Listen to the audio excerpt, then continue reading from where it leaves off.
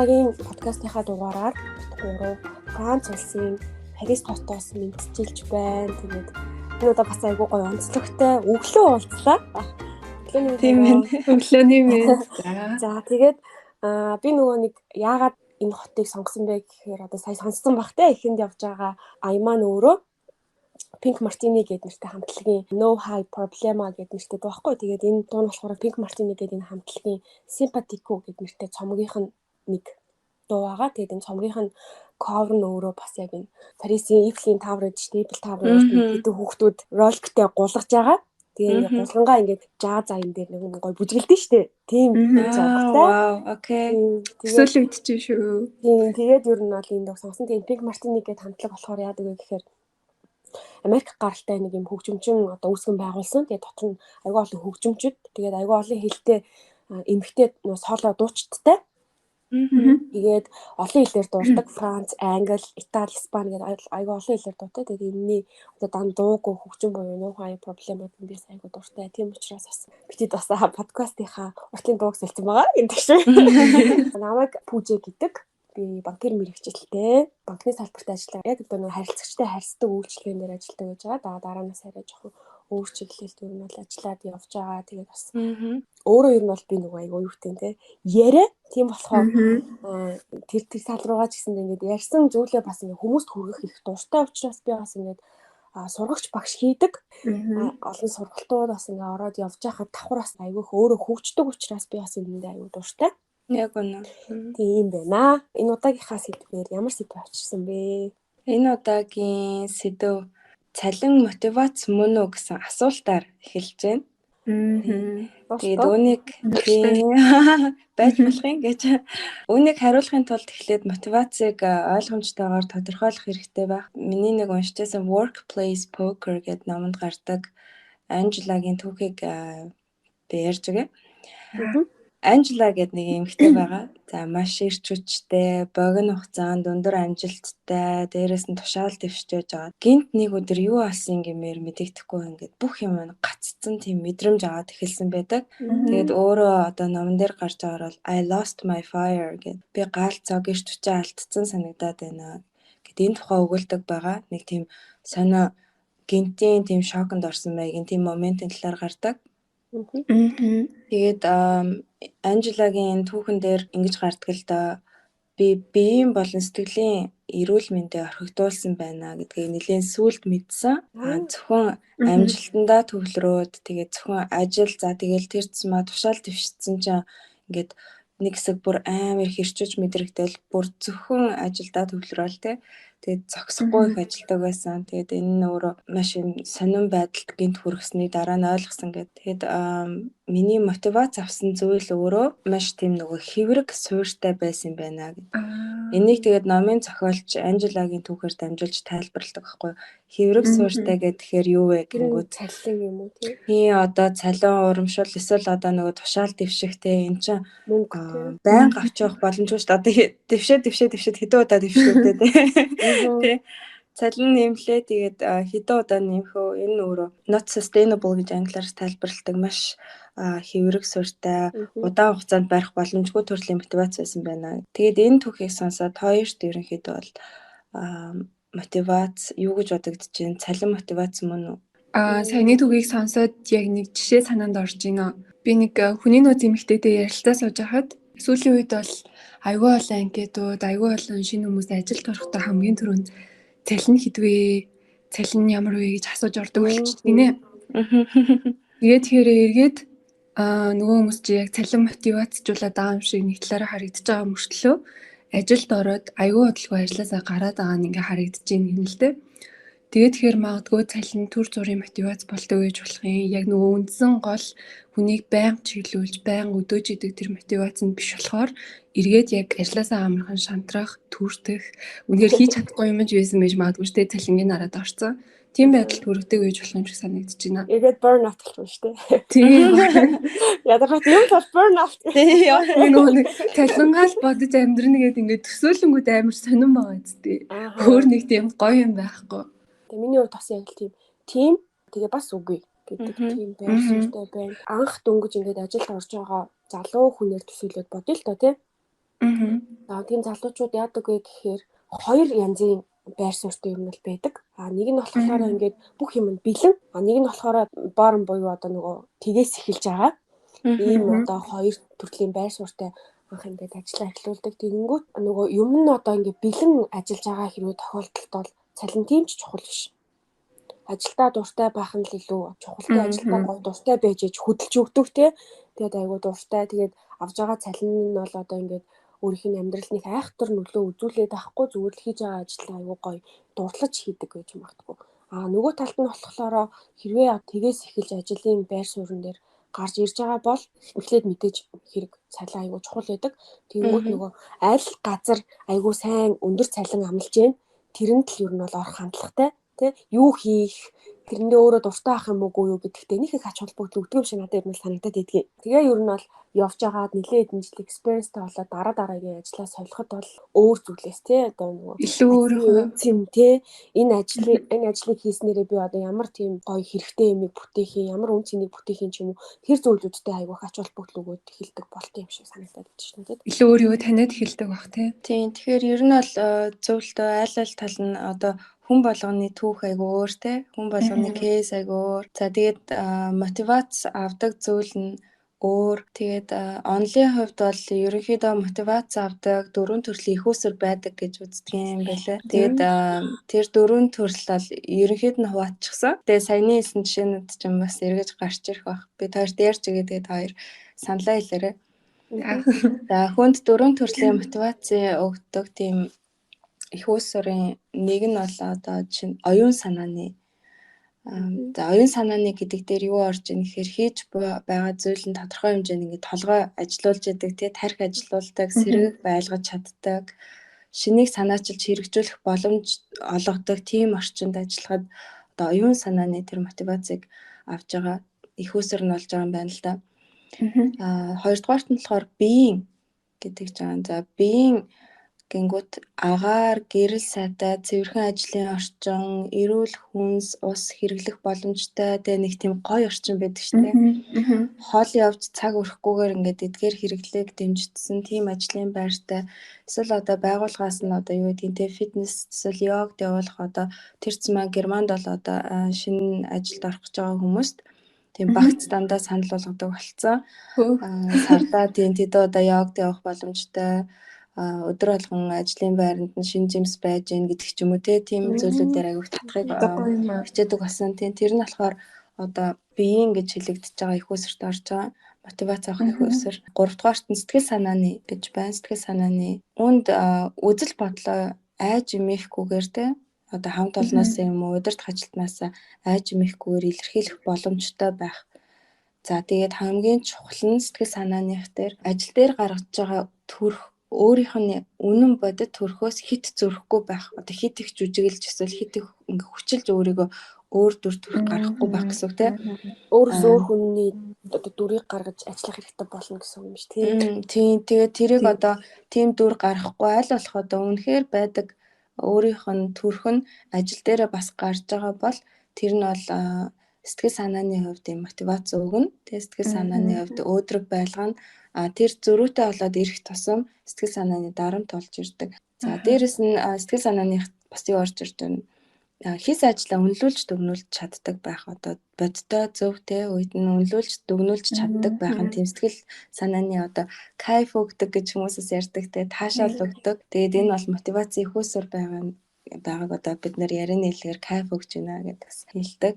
Дөрөвт нь болохоор хүсэл эрмэлзлийн гэж байгаа. Энэ бол тэр болгон сонсогдоод байдаггүй мотивацийн их уср байгаа. Хүсэл эрмэлзлийн гэхээр одоо юу хүсэж эрмэлзэж байгаа ямар албан тушаалд очимоор байгаа ч юм уу эсвэл өөрийгөө яаж хөгжүүлмээр байгаа тэ цаашлаад тэрийн дэмжсэн орчинд ажиллаж байгаа юм бол хүсэл эрмэлзлийн мотивацийн их уср байна гэсэн үг. Тэр тодорхойлж хэлэх юм бол карьерийн зам нь тодорхой тэгээ өсөлт хөгжлийн олон сонголттой гинтийн карьерийн өөрчлөлтийн тийм айдас байхгүй тэг гинт одоо халагдчих болов гинт одоо ингээд тэ өөр тийш шилжүүлэгдчих болов гэсэн тэр айдас байхгүй эсвэл тэр нь баг гэсэн үг те бас дээрэс нь байгууллагын хүний нөөцийн бодлогын ажилтнуудад тодорхой байх шудраг бөгөөд тодорхой байх. За ийм тохиолдолд энэ дөрвөн төрлийн мотивацийн их уср байдаг энэ дөрвөөр бол маш их ирчүүж авах боломжтой.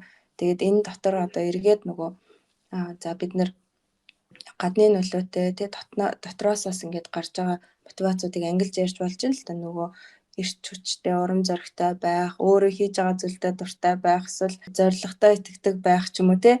Эднэрийг оруулж ярьж болно. Гэхдээ үндсэн энэ дөрөвт хуваагдж байгаа гэдэг онлын хувьд ярьж байна. Та хоёрыг гэж бодож байна. Санал нийлж байна. Яг чухал яг л нөгөө боддог ийм хүн хэрвээ ажлын байран дээр байвал ч гэдэг юм уу. Ийм байдлаар хүн өөрийгөө илэрхийлээд ингээд зорилгоо илүү чиглүүлээд хөгжүүлээд явбал ерөөс шантрахгүй байхаа гэсэн бодлоод яг сонсонгойд бол төрж байна. Мишу Вармерус гэдэг ном байсан шүү дээ. Нөгөө монголоор хамгийн чухлыг хэмжгээд орчуулсан. За. Тэр номын дээр энэ ажлын байртай холбоотой нэг тийм хэсэг гарч ирсэн. Тэрэн дээр яг ингэсэн байсан л та. Хүмүүс одоо өөрийг нь ойлгодог, дэмждэг захиралтай байх. Тэгээд хамт байхад одоо ингээ урамтай бие бинийгээ дэмжиж ажилтдаг хамт олонтой байх. Тэгээд ажлын орчин гоё байх гэдэг ийм гурван хүчин зүйлийг цалингаас илүү тавьчихсан гэдэг судалгаасан баггүй. Тэр судалгаан дээр болохоор ингээд нэг байгууллагын ажилтнуудаас судалгаа аваад яг саяны асуултыг асуусан чинь тэр хүмүүсийн 80 гаруй хувь нь яг тэр сонголтыг сонгосон. Тэгэхээр ер нь бол жоох ингээд урт хугацаанд ажиллаад нэг арга барилаа олоод яаж ажиллахаа хэрэг мэддэг болсон тийм тохиолдолд бол хүмүүс одоо цалин тиймч чухал биш гэж тооцдгоо гэдгийг бас тэрнгээр харуулсан байсан. Саяны гэрлэгчийн дурцынуудаас бас нэг өөрийнхөө хийж байгаа ажлыг үнэлүүлдэг байх хэрэгтэй. Тэрнээсээ хэрхэн яаж урам зориг авдгаа мэддэг байх хэрэгтэй гэдэг тэр бас нэг жишээ татмаар байна. Нэг уншсан юм дээр тэгсэн байсан. Хүмүүс ингээд хоёр төрлийн хүмүүс байдаг. Илүү нөгөө нэг ингээд одоо ингээд сүүлийн үед айгүй хэрэгжүүлдэг болоод байгаа юм шиг санагдаж байгаа. Илүү удирдлагуудын ажилтнуудтайгаа ойр ажиллаад 7 хоногор ч юм уу илүү ийм ойрхон давтамжтайгаар ажлыг ингээд дүгнээд нэг тийм жижигхэн зөвхөн хойлохнаа тийм яриа хийдэг болсон. Фидбек үү? Фидбек ерөөхдөө. Тэгээд тэгэхээр энэ нь яг хүн болгонд үр нөлөөтэй юу гэд тэгж байгаа мотивац талаасаа бол энэ нь нэг талаараа аюу сайн зөв мотивац болж өгдөг юм л дээ. Гэхдээ тухайн ажилтан маань өөрөө яг ямар хэв шинжийн хүн бэ? Үнэхээр байнга ойрхон тий 7 хоног болгон ч юм уу өдөр болгон тэр талаар ингээд өгнүүлээд байх туртай юу? Аль эсвэл тэр нь эргээд илүү дарамтлаад байна уу гэдэг удирдлага нь таньж мэддэг нэгдүгээрт, хоёрдугаарт өөрөө одоо тийм байх хэрэгтэйг хүн мэддэг. Шаардлагатай бол удирдлагатайгаа уулзаад ярилцдаг байх хэрэгтэй гэд тэгсэн байсан. Энд дээр юу ярих гэдэг юм гэхээр ерөнхийдөө ингээд түрүүний залуу хүмүүс гэдэг талаас нь яриа л та. Дөнгөж ингээд шинээр орж байгаа хүмүүс маш их сурах хүсэл эрмэлзэлтэй байдаг гинэ. Цалин гэдгээсээ илүү эндээс би юуг сурч авч болох вэ? Намайг юу хөгжүүлэх үү гэдэг тал дээр тэрэн дээрээ удирдлагаасаа маш их фидбек, коммент авах туртай байдаг гинэ. Ихэнх нь тэгээд тэгэхээр тэрэн дээр нь удирдлага нь ажиллаад өгөх юм бол энэ нь маш том хөшүүрэг дэмжлэг болоо явцдаг. Нөгөө талаасаа тэгж байнга яриад байх дурггүй, эсвэл байнга ингээд хийж байгаа ажлаа үнэлүүлээд фидбек аваад байх дурггүй бас нэг хэсэг бүлэг хүмүүс байгаа. Тэднээс ингээд байнга фидбек өгөөд байнга зөвлөгөө өгөх гээд оролдоод тах нь эргээд нөгөө амар хянаад цагдаад ингээд тарам төгөөд байгаа юм шиг мэдрэмж төрүүлээд ажиллах мотивацийг нь бас айгүй бууруулдаг гэж сонслоо. Надад нөгөө энэттэй нэг энэттэй санд оруулсан тэрийг хэлчихв. Нөгөө би нэг удирдах ажилтнуудад зориулсан подкаст сонсч ирсэн чи тэрэн дээр удирдах ажилтнууд сууж ирсэн аа. Одоо гүйцэтгэх захирлууд л байгаа юм л та. Одоо энэ сүүлийн үеийн орчин үеийн хүүхдүүдэд фидбек өгч ямар хэцүү болсон бэ гэж хоорондоо ярьдаг байхгүй. Тэгэлсэн чи яаж ийм гэж ярьсан чи ерөөсөө ингээд айтайхан хэлж болохгүй. Одоо ингээд магтаж айтайхан хэлж болохгүй. Тэгэх юм бол ингээд бүр учир нь алдахгүй бас ингээд явчаад байна. Жохон шүүмжилчэнгүүд бүр ингээ амар гомдоод те эргээд бүр ингээд хамаг ажил мэжлийн сүйтгэж гээд ах юм гинэ. Эсвэл ингээд зориод анхаарал татах гад ингээд хүүхд тэрцмаа тэгдэг ш нэг аав ээж жоохон анхаарахгүй ахаар ч юм уу зориод ингээ юм өмүүлээд сүйтгээд ч юм уу те аав ээж анхаарлыг авах гэсэн тийм хүүхдүүд бас байдаг. Тэр шиг ингээд зориод ингээд германаар мист баун гэж хэлдэг юм да. Зориуд тий сонсон юм хийгээд ахын одоо яаж ерөөсөө эднэрийг мотивацжуулах юм яаж фидбек өгөх юм ямар хэцүү юм бэ одоо энэ залуучууд гэж хэлжсэн тэр санд орчлоо. Нэрээ бас одоо тэгээ залуу хүмүүс ажлын байран дээр яг ид гарч ирж байгаа үе юм уу гэж хараад байгаа ш дандаа жоохон хөвгтүүд. Тэгээд тэгэхээр тэднэрт зориулсан мотивац бас айгүй чухал байдаг баха. Айгүй олон ажилтнаар ингээд сонсч ирсэн зүйл нь яг нэг тийм байгаа гэсэн. сүүлийн үеийн залуучууд баг юу ч ихгүй байсан ч хамаагүй магтаж ажил хийлэгдэг гэдэг. Тэгж сонсогдоод байдаг тий хараа. Тийм юм бол зэмлэж аюул юусоо хандаад болохгүй. Зэмлэх юм бол одоо түрүүний хэлсэнчлэн гомдчдаг. Тийм учраас маш их ингэж нөгөө магтаж л ажил хийлэгдэг. Тэгээд бас тиймэрхүү арга барилтай захирлууд бас нэлээдгүй байдаг тий. Яг яаж ажилтнтайгаа харьцахын гэдгийг аюул сайн мэддэг. Тэгэнгүүтээ тэр чинь бас нөгөө эмпатитэй байгааг нь шинжтэй тий. За энийг ингэчих юм бол энэ нөхөр нэг ажил хийгээд идэх шүү гэд бүр нэг аргыг нь олцсон. Тэгэнгүүтлээсээ одоо ингээл аюул магтаалтай ингээд одоо ингээд ажлаасаа хоцорсон ч гэсэн чи ястай нэрэ өнгөрсөн сартаагаа бодох юм бол арай баг хоцордог болсон байж тээ тий гэж тэр гоё нэг тий хоцорж байгааг нь хэлж байгаа нь хүртэл ч гэсэндээ нэг чи ингээ арай ингээ дээрдээ байгаа шүү гэдгийг мэдрэмж төрүүлэхээр ингээ хүртэл хэлдэг тий. Тэгээ ингээ аюул магтаж урамшуулж ингэж ажил хийлэгдэг болсон гэж аюул сонсч ирсэн юм байна. Бас нэг мотивацийн төрөл нь өөрчлөгдөж чинь тий. Тэгээ тэгэж магтаад байхаар бас айгүй эрсдэлтэй юм тий. Байнга тэгэж магтуулах хүсэл эрмэлзэлтэй болчихно гэсэн үг шүү дээ. Бараг тийм нийт үүсээд хэрэгцээ үүсээд тэрийг хүлээгээд байдаг болчих байх гэж би бодож байна. Яг хүмүүс яг саний хэлсэн шиг нэрэн яриад байдаг. Ер нь магтаж ажилладаг болцсон байна гэд. Би тэгээд удирдах ажилтны ер нь зөвхөн одоо өөрийнхөө туршлагыг харахаас гадна тэгээд удирдах ажилтнууд ерөнхийдөө сүүлийн бас яадаг болсон гэдэг дээр баг зэрэг материал харсан. Тэгэхэд тэрэн дээр бол удирдах ажилтнаас нөгөө мотивац гардаг байхаар энэ бас тогтворгүй миний анх хэлсэн жишээтэй адилхан нөгөө хэврэх суурьтай гэж хэлээд байгаа. Яг гэвэл одоо бодит байдал дээр за тэр тусмаа зүгээр жирийн нэг Монгол байгууллагыг аваад үзээл та тий зүгээр л нэг байгууллагыг шууд удирдлага нь ингээд мотивацийн нэрээд унгаад авахгүй л бол баг гэх юм байхгүй тий ажлыг ингээд өөрөө хийх боломжийг олгоод явж ивэл өдөр болгоо ирээл одоо өөжөөстэй хамгийн шилдэг чи хамгийн мундаг нь ингээд авахгүйгээр мотивацийг унахгүй л байл баг хангалттай. Яг пассиват юм шиг гэж магадгүй санагдаад байдаг шүү дээ. Манай бид нар ч ярьдаг шүү дээ. Ташуур хэрэгтэй үе гэдэг шүү дээ. Тиймэрхүү үед нь ингээд зөв үедээ магтаж өгөх юм бол айгуу сайн хийдэг гэж магадгүй. Нэг жоохон даавралцсан. Жоохон ажилтнаа айгуу сайн анзаараад тиймэрхүү үед нь магтдаг ч юм уу тий. Тэгээд бас тэр нөгөө нэг ийм төрлийн бас сурвалж зохион байгуулж байхад айгуу их тэр ашиглаж исэн. Одоо ингээд удирдах ажилтнуудад нэг ажилтнаа яг зориулаад ингээд цагтлагжуулдаг. Би одоо ийм юмд чинь дуртай шүү. Тэгээд одоо хамт ажиллаад энэ зүйлүүдийг хийж өгсөнд чинь ингээд баярлалаа гэдэг ингээд хичээд тогтоон тэгээд илгээчдэг. Цагтлыг авж исэн хүмүүсийн ингээд дараа фидбэкийг сонсонгууд яг тэгдэг байхгүй юу? Энэ цагтл ингээд надад амар ингээд хэрэгтэй байсан.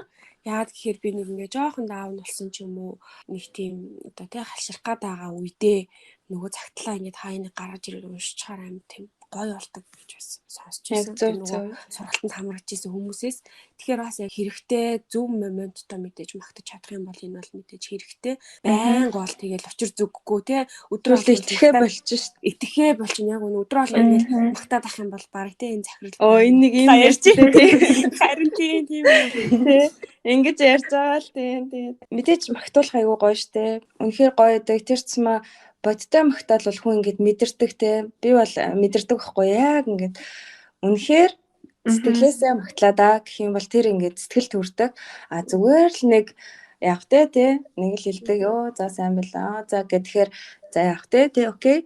Ерөнхий тийм мэдрэмж авдаг. Тэгэхээр магтаал бол бас их гоё мотивац болно. Гэхдээ хэмжээг нь зөв барих хэрэгтэй, төнгөнд харуулах хэрэгтэй, цагийн зөв болох хэрэгтэй гэдэг дээр хэтүүлээ санал нийлж тээ. Удирдах ажилтнаас ерөнхийдөө мотивац байнга хүлээгээд ах юм бол одоо чиглэн гэсэн үг шүү дээ. Удирдах ажилтнаас ажилтан руу тийм байх юм бол ер нь миний хэврэг гэж хэлж байгаа санаа нь юу вэ гэхээр хүн өөрөө дотроосоо тэрцмэ ажилтан өөрөө дотроосоо хинээс ч хамаардаггүй өөрийн тийм мотивац их өсвөртэй байх юм бол тэр нь юм урт хугацаанд сайн авч явдаг, илүү ингээд хүчтэй чадaltaй байж чаддаг, сэтгэл санаа өөдрөг байж чаддаг. Удирдах ажилтны ажил нь харин үүрэг нь юу юм бэ гэхээр ажилтан бүрийнхаа тэр гоё мотивац нь унтарчихгүй те дандаа ингээ гал шиг асч чаддаг. Тийм байхад нь өөрийгөө тэрийг бүр ингээд нэг жоохон гал нь унтрах гад ирэхээр өөрийгөө эргээ сэргээж чаддаг. Тийм төвшөнд нь л чиглүүлээд өгчөд ажилтан бол өөрийгөө ингээд мотивацжуулаад явах юм бол илүү урт хугацаанд барина гэсэн тэр тухай байгаа даа. Удирдах ажилтан гэснээс нэг тийм удирдлагынхаа байгаа байдлаас мотивац авдаг гот хоёр би бол тэгдэг байхгүй. Нэг тийм тийштэй ажиллаа хийж байгаа арга барил одоо бүх юм нэг тийм суралцмаар нэг тийм айгүй гоё. Том болоод гоё ихч болно доо гэдэг шиг. Том болоод кул энэ хүшгэл кул захирал болно доо гэдэг шиг.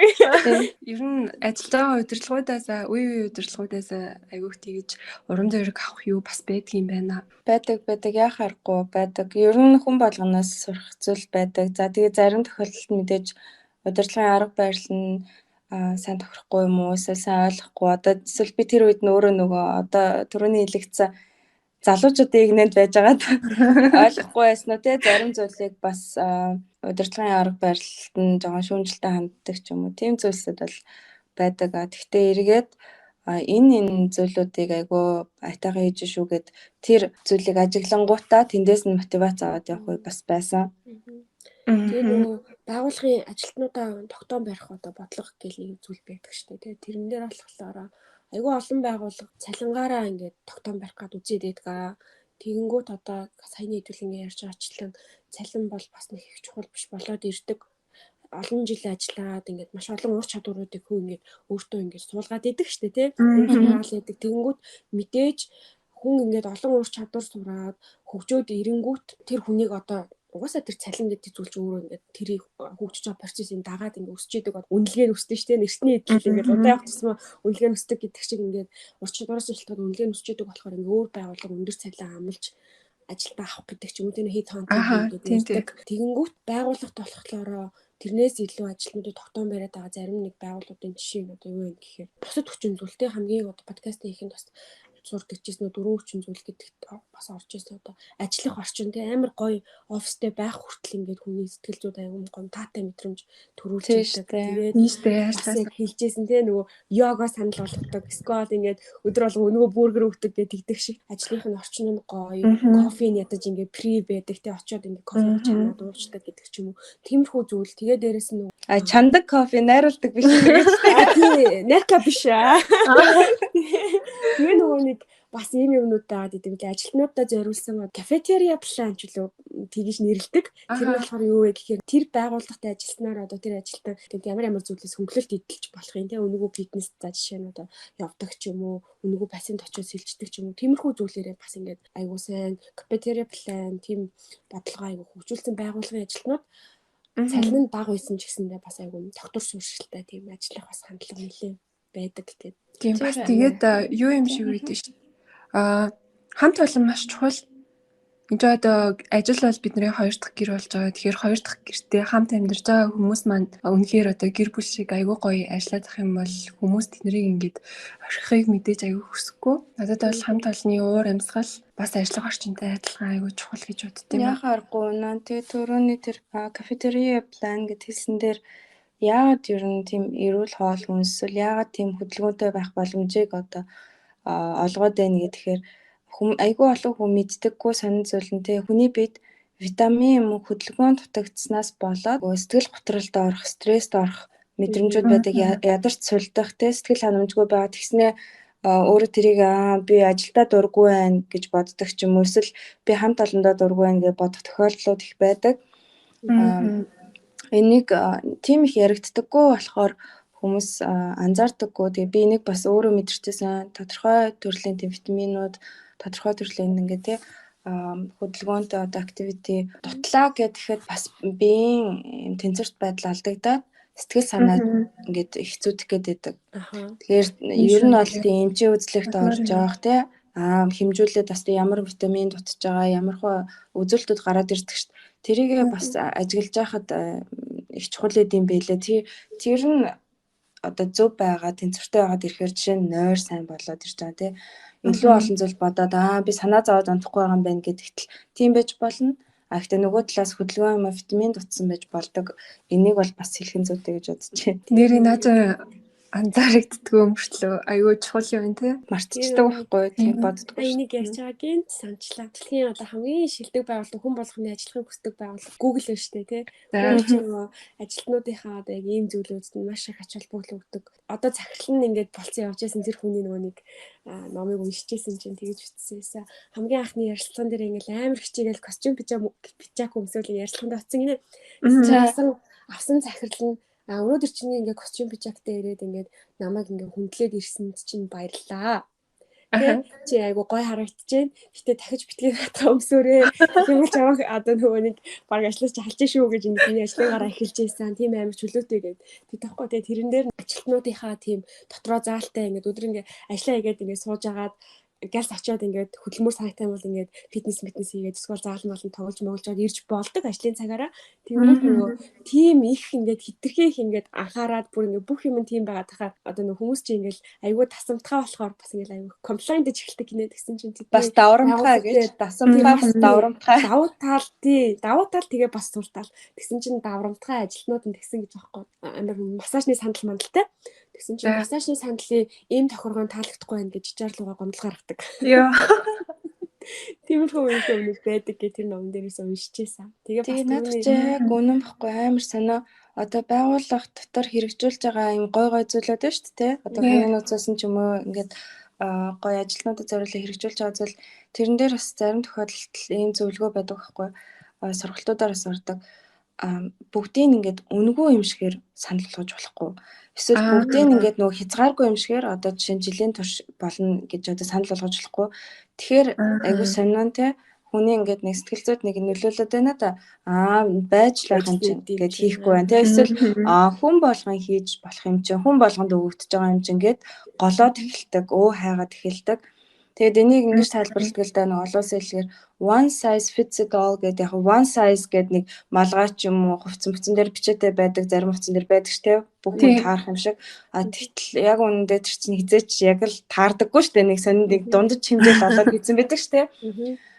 Тэгэхээр нэгт ер нь бол ийм урамшуул санал болгож байгаа гоё дэмжиж байгаа зүйлүүдийг хязгаартай тэгээд хүрээг нь одоо сегмент хамрах хүрээг нь дандаа ингээ хязгаарлаж өгч өөр зүйл санал болгох тийм залуучуудад энийг эсвэл одоо борлуулалтанд ажиллаж байгаа хүмүүсийн юм гэдэг ч юм уу ингэж хязгаарлах олон төрлийн санаанууд байдаг. Тэгээ one size fits all гэж байхгүй учраас энэ тохиолдолд тэр зам мотивацийн их үсэр дээр бол үнэхээр тэр байхгүй. Тийм болохоор аль болох л ингээд нэгэн зүйлээр нэг хэвэн цутгацсан юм шиг зүйл санал болгож болохгүй гэсэн. Цалин ч гэсэн ер нь тийм юм байна. Үндсэн цалин бол яг нөгөө нэг байнга орж ил байдаг юм чинь хүн хийснийхаа үр дүнд авч байгаа гэж бодчихдог. Нэмүүлэл ах юм бол магадгүй улам нэмүүлгээл байх бах. Тэгээд тэгэхээр илүү нөгөө нэг хийсэн ажлынхаа үр дүнд те бонус олгоод бонус маягаар өгвөл тэр илүү мотивац болохыг үгүйсэхгүй юм шиг санагдчихэв. Үр дүнгээ хэмжүүлж ажиллаад. Тий. Шууллаа авдаг бөө. Тэг бүр түрүүний бас даад үе хэлжсэн мэтлээ. Хамт олон айгуу чухал гэсэн ч тийм баг нэр одоо ингээл ажил дээрээ гэр бүлийнхэнтэйгээ хамт зарцуулдаг цагаасаа их цагийг ажлынхаа хамт олонтой бид нар чинь зарцуулж байгаа шүү дээ. Гэртээ ирээд бид нар чинь унтаал тэгэл юу гэдгийг яг бодит цаг нь айгуу бага байгаа шүү дээ. Тэгэнгүүт бүхэл өдөржингөө заримдаа баг ингээ жоохон сууж монгууд 9-10 цагийг ч юм уу ингээл ажлынхантайгаа ингээ зарцуулж идэг. Тийм их цаг хугацаагаа мэдээ зарцуулж байгаа хүмүүс маань гоё ээжж бид нар одоо тэнд чинь ингээ очих хүсэлтэй тий. Тэгээд ажил тийм учраас хамт олон бол мэдээж маш чухал зүйл. Жоохон хамт олонтойгоо ойлголцдоггүй, хэцүү цагшилтайгаа ойлголцдоггүй өдөр ах юм бол мээр мэдээж ингээл ажилд орсон хүсэхгүй шүү дээ. Нэг гинт нэг найзтай муудангууд дараа таарахаараа нөгөө нэг таармаргуу санаж юм байна тий. Муураар алхаж болохоо л ч тий. Тэр шиг чинь ингээд яг адилхан ингээд очмооргүй санагдах маань их үеуд тохиолддог болохоор би нэг амар гоё ойлгоод мэдэрч чаддаг тийм хамт олонтой байх бол гоё нийгмэл зорилготой гоё хамт гоё юм тусалж чаддаг тий. Тусалчдаг хэрэгтэй үед нь туслалцаа үзүүлчдэг байх юм бол бас тэр чинь давхар бас аюу том мотивац болж байгаа. Одоо хэрэгтэй үед нь хилээд өгчдөг, чадахгүй зүйлийг нь хилээд өгчдөг, өмнө ажиллаж байсан мэддэг хүмүүс нь энийг чинь ингэдэг штэ гэдэг ингээд тусалж барьдаг бол тэр бас аюу гоё мотивац болдог. Пүүжэ сайн нөгөө подкаст хийхээс ихт өөрийнхөө дуртай дуу хөгжмийн талаар бас яриад бид нарт сонсголоо шүү дээ. Надаа энэтэй холбоотой яг нэг жишээ өгөхгүй. Анх би банкнд яг дадлага хийжсэн үе их сургуулаа төгсөөгүй зуны амралтаараа ирсэн. Тэгээд ирсэн байхдаа хамгийн анх тэгж банкны салбарт хөл тавьчихсан байхгүй. Тэгэхэд надаа менторлжсэн нэг хүн маань ингээд ажлынхаа дундуур байжгаад одоо бодоход нэг 5-10 минут л ах хэтрэхгүй классик хөгжим тавьдаг гэсэн байхгүй юу. Ямар гоё. Ажлын өрөөндөө би тэгээ За. тэрийг ингээд өмнө нь яг нэг тэгж ажлын байран дээр харж байгааг эхлээд айгу гайхтаад хөөх ингэж болд юм бах та. Бараг хүмүүс зөвшөөрд юм бах та гэж бодоод тэгсэн чинь ингээд бүгдээрээ хөтлийн зөвшөөрсөн. Хамт олон ингээд бүгдээрээ мэддэг те. Айгу сонирхолтой нь яг классик хөгжмөө ингээд тавиад одоо яг ингээд төрхөн зуртай ингээд нүдэн анаад ажлынхаа ширээн дээр ингээд суусан юм байна шүү дээ те. Унтчихгүй шүү дээ. Гэтэ тэр хөгжмөө ингээд сонсоод нэг 5 сар мэд болж шүү. Тэгэл эргэл амар гоё ирч хүчтэй заяа. Үнэхээр бүр ингээд өрөөнд байгаа бүх хүнд мэдрэгдтэл амар гоё ирч хүчтэй ингээд цааш ажиллаа өргөжлүүлдэг. Тэгээ би тэрийг ямар гоё юм бэ. Тэгээ тэр хөгжмийг ингээд сонссон чи бид нар ч гэсэн их гоё л даа. Тэгээ би дадлаг хийжсэн мөртлөө вау ямар гоё юм бэ. Тэгээд ингээд удирдах ажилтны хүнд ингээд зөвшөөрт юм байна. Энэ хүн бусдаа өрөөнийхөө хүмүүст ингээд гоё 5 сар минутыг ингэж бэлгэлд юм байна. Тэр хооронд ерөөсөө ажил ярьдгүй юм байна. Эдгээр бүр ингээд сурцсан юм ингээд сорь шиг харагдаад амар гоё санагдчихсэн байхгүй сэтгэл хөдлөжсэн. Тэрийг би тэгээд ууй боддог. Тэгсэн чинь сүлд уншижсэн чинь хараа нэрнгээсээ тийм пауз те завсарлагыг одоо айгүйх зөвлөдөг болцсон юм байна. Тэр чинь нэлээд хэдэн жилийн өмнө. Тэгтэл одоо зөвлөгөөнд бол одоо юу ингэж гарч ирж байгаа юм байна л да.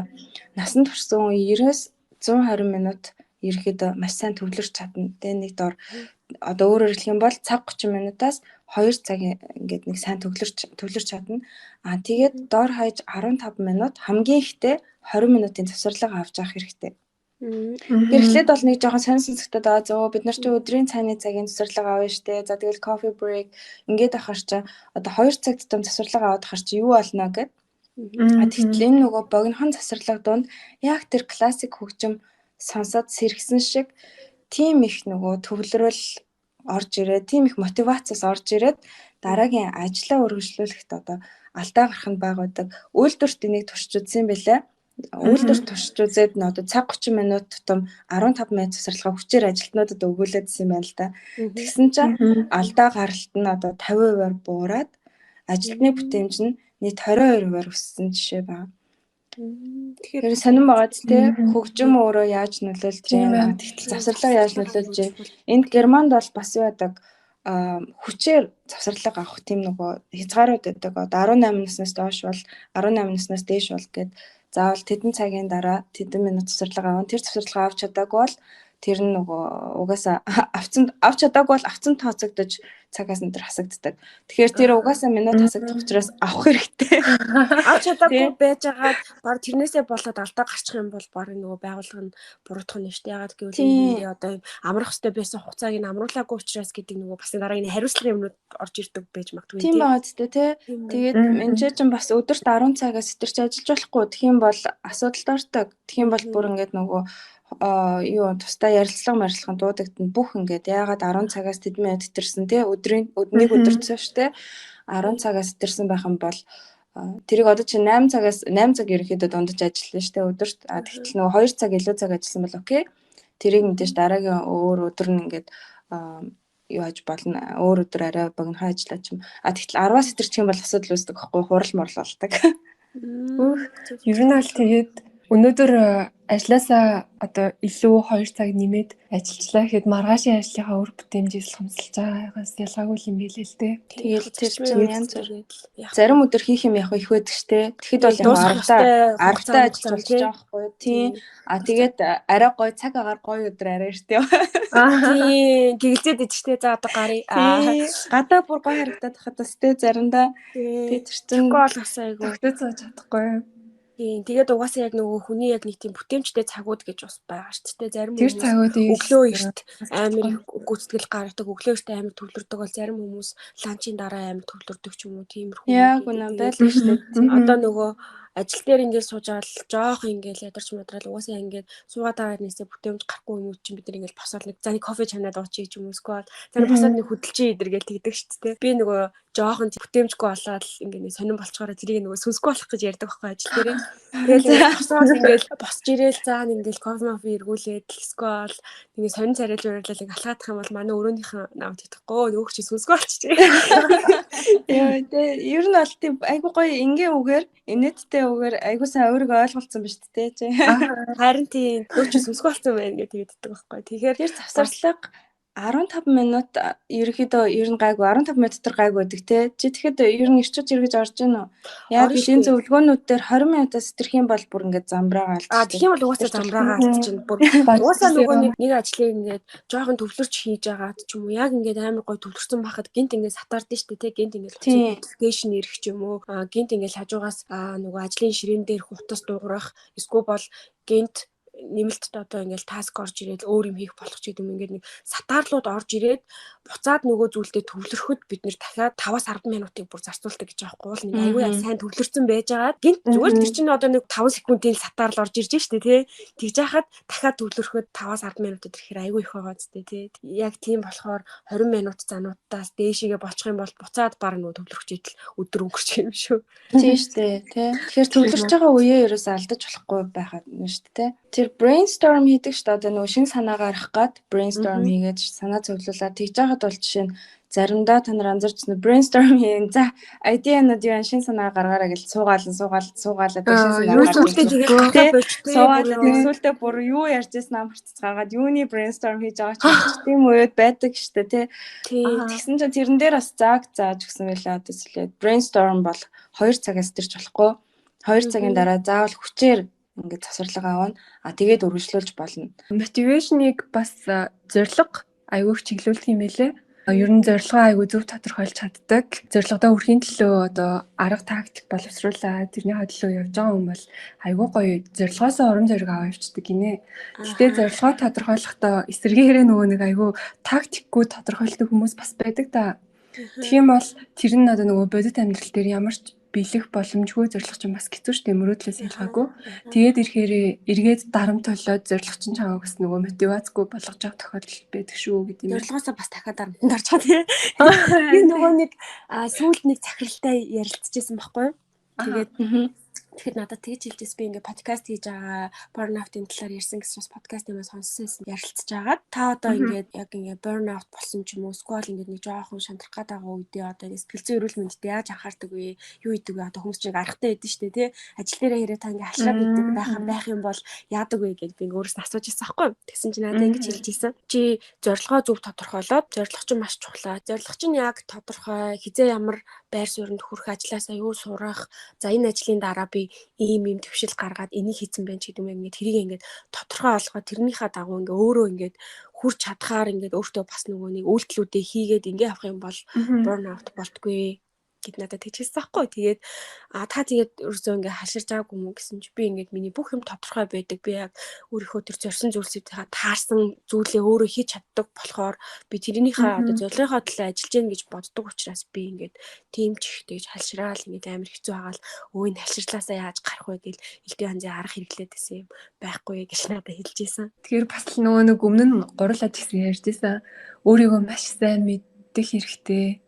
Тэгээд өөрт чи яг юу хэрэгтэй байгаа, юу чамайг урам зоригжуулж ийн, юу яг зорилгыг чинь тодорхойлж ийн гэл өөртөө маш сайн ярилцах юм бол хүн ер нь ямар ч юм дээр гайгүй сэтгэл зүй даваад гарчмаар юм шиг байна. Одоо ингээл энэ подкастаараа ярьж штэ тий ингээд цалин мотивац мөн үү? Одоо ямар зүйл таныг мотивацлж ажлыг тань хийлэгдэг бэ гэдэг ер нь бол ингээд зүйл төр төвлөрж ярьж байгаа тохиолдолд бол одоо яг саяны хэлсэнчлэн зорилгоо тодорхой хэдэн жилийн дараа нүрсэн байхын ч гэдэг юм уу тий эсвэл зарим хүмүүс бүр яг тэгчтэй мэлээ тий одоо сэтгүүл зүйн салбарт ажилладаг байлаа гэхэд за би сэтгүүл зүйн салбарт 3 жил ажиллаад туршлага хуримтлуулчаад энэнтэй холбогдох дараа нь одоо нэг арай жоох өөр медиа тал руугаач ажиллана гэдэг чинь бүх юм нь тодорхой өөрөө яг тэрнийхээ дагуу юмнуудаа хийгээл за миний 3 жил болчлоо би тэгэхээр одоо дараагийнхаа зогсоол руу явах хэрэгтэй гэдэг ч юм ингээд айгүй хурдан ингээд солиод ингээд өөрийгөө хөгжүүлээд яваад идэг. Тэгэхээр бас юу таныг мотивацлах ёстой бас чухал зүйлийн нэг вэ гэхээр мэдээж энэ бол зорилго юм аа гэж ер нь бол хэлэхээр л та. Тэгэхээр өөртөө тохирсон зөвхөн өөртөө тохирсон тийм гоё мотивацийнхаа их үүсвэрийг олж аваад амьдралын төрөл бүрийн үе шат алганд тэр мотивацийн их үүсвэрээ байнга эргэж хараад өөрийгөө урам зоригтой болгож явах чухал юм уу? Тийм байгаасаа гэж сонсогчтой хүсье тий. Тий. За ингээд энэ удаагийнхаа уулзалтаа бит гурав ингээд Францын Парис хотод уулзж байна. Энэ бол тийм маш гоё урлаглаг хот гэж би боддог.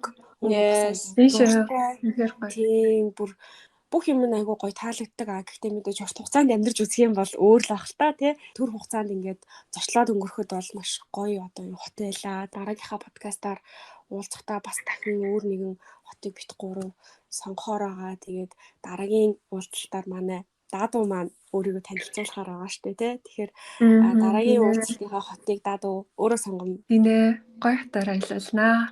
Даадуу бас нөгөө юу лээ нөгөө гэрийнхэн дагаа тэгээд найзуудаа минь төрөхөр байгаа лээ. Минь гэж байгаа бол дараа болъё гэж. Яа, хөтөлөд байгаа штэ. Даадуу тэгээд яг боломжоо ашиглаж байгаарай. Боломжийг дахиж олдохгүй. За ингээд дараагийнхаа подкастаар уулзъя. Баяртай. Баяртай. Баяртай.